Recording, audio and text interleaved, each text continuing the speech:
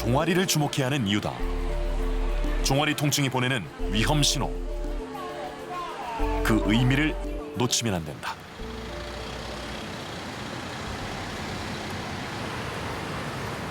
작년만 해도 제대로 걸을 수 없었던 임경업 씨. 종아리 통증이 심했기 때문이다. 그래도 지금 이나마 걷게 된 건 올해 다리 혈관에 스텐트 시술을 한 덕분이다. 아플 땐 10m도 걷기 힘들었다. 뭘로 쪼여서 그냥 이 근육을 뒤틀어버리는 느낌? 그러니까 꽉 쪼여버리면 굉장히 아프죠. 시술하고 나서부터는 굉장히 좋아졌어요. 그런데 임경업 씨는 심장 혈관에도 스텐트 시술을 받았다. 혈관이 심하게 여러 군데 좁아져서 오른쪽 혈관에 그 혈관을 갖다 풍선 확장을 하고 그 좁아진 부분에 스텐트를 삽입해서 혈관의 통로를 확보하는 그런 시술을 하였습니다. 심장 오른쪽 관상동맥의 세 부위가 특히 좁아져 스텐트를 삽입한 것이다. 가슴 통증을 치료했더니 이번엔 종아리가 아팠다. 극심한 통증으로 제대로 걸을 수 없었다. 다리에도 스텐트 시술을 받았다. 결국 임경업 씨는 심장과 다리동맥 혈관이 모두 막혔던 상황이었다. 내가 느끼기에 아픈 순서부터 먼저 통증이 심하게 와버리니까 나머지는 잘 몰랐던 거죠. 내가 이 정도로 안 좋았었나? 근데 이쪽 고치고 나니까 또 이쪽이 아프고 이쪽 고치고 나니까 또 저쪽이 아프고 이미 병은 다 온몸에 와 있었어요. 죽상경화는 그 근본적인 병 현상은 어느 한 군데 한정된 게 아니거든요. 국소 현상이 아니죠. 전신 현상이죠.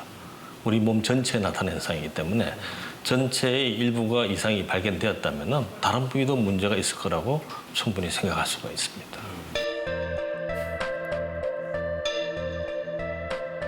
고혈압, 당뇨병, 흡연 등 위험 인자를 가지고 있는 경우 다리의 통증을 느껴 진료를 받으면 죽상경화증에 의한 동맥경화인 경우가 많다.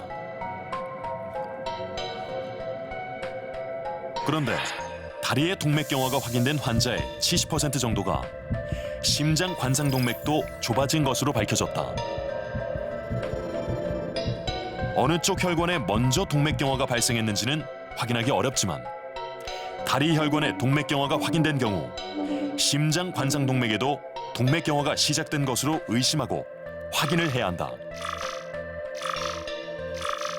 우리가 다리 혈관에서 시술을 하는 경우는 반드시 관상동맥을 같이 확인을 합니다.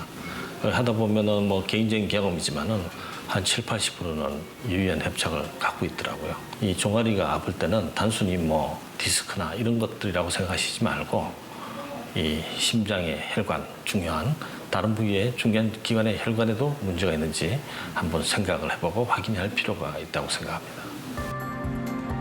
그렇다면 동맥에 이상이 생기는 경우와 정맥에 이상이 있는 경우 종아리에 나타나는 증상은 어떻게 다를까? 잠잘 때요. 잠잘 때가 지가 나고 너무 아프고 막 이게 터질 것 같으니까 아파서 제 벼랑을 붓기 시작하더라고요. 이게 그리고 정맥성 질환 증상의 원인은 무엇일까? 정맥혈이 오랫동안 고여 있는 경우, 그럴 때 쥐가 나거든요. 우리가 세포가 일을 하고 남은 어떤 노폐물, 찌꺼기, 대사 산물이라고 하는데 그게 많이 고이는 거거든요. 터질 듯이 빵빵하다 보니까 터질 듯한 그런 불편감, 무게감 이런 게 정맥 질환이 있을 때 특징입니다. 그렇다면 동맥 질환의 경우엔 어떤 증상이 나타날까? 그러면 아프죠. 다리가 땡겨서 걷지를 못해요. 뭘로 쪼여서 그냥 이 근육을 뒤틀어버리는 느낌? 팔이 어느 날 갑자기 상처가 나는 거예요. 그냥 무단히 상처가 나는 거예요. 동맥성 질환 증상의 원인은 무엇일까? 동맥성 질환인 경우는 우리가 에너지가 필요한 조건에서 통증이 나타난다 생각하면 돼요. 일반적으로 활동을 하는 경우 빠른 속도로 보행을 하거나 계단을 올라갈 때 다리에 쥐가 나는 증상이 있어서 좀 쉬었다가 걸어야 된다.